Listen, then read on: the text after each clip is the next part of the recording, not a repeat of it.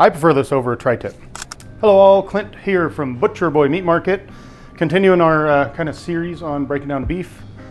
Gonna do the top sirloin. This is a subprimal out of the short loin section. And we get two main cuts out of this. The picanha or sirloin cap, which is what I'm pulling off right now.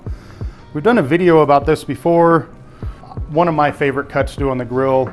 Tri-tips are super popular. All of our customers love those. I prefer this over a tri-tip. We're gonna leave the fat cap on it. A little bit slower heat grilling. Takes 35, 45 minutes, somewhere in there, depending on the size. It's gonna be great. So the picanha and sirloin cap. Cap makes sense, right? Comes right off of there. To finish those guys up, we got some silver skin under here that we wanna take off because that is not edible. Down here into the fat. That guy right there, that's what we want to take out. No matter how long you cook that, it's not going to be tasty. Just going to be tough. So we pull that guy out there. And again, just like everything else, you know, we'll finish this up, take that out. The red edible meat goes into grind. We don't waste much here at the shop. But we give that guy a trim all the way around. Get this guy pretty much lean on that side, like so. And then we make sure this side has about 1/4 of an inch or so of a fat cap. So when you cook these guys, if you want to try it, look up that picanha video on our YouTube channel. Kind of goes more in depth. We've got a couple versions of it. But cook that guy fat side up. First, let that render out, flip it over, give it a sear. Awesome cut, always in the case. Another thing you can do, and we keep them whole, but we can cut these into steaks if you want a little bit quicker cooking, different presentation kind of thing. So then we've got the heart of the top sirloin, if you will, that we're gonna get some steaks out of. So we just kind of face that guy up here.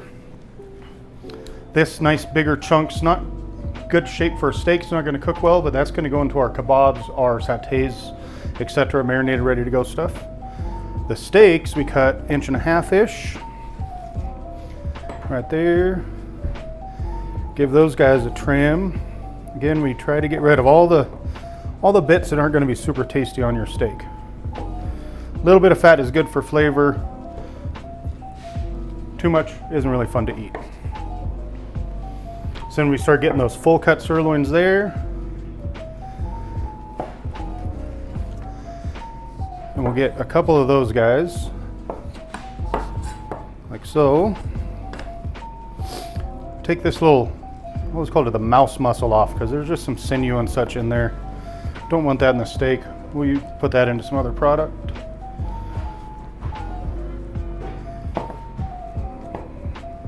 So we always get a couple of full cut sirloins right there.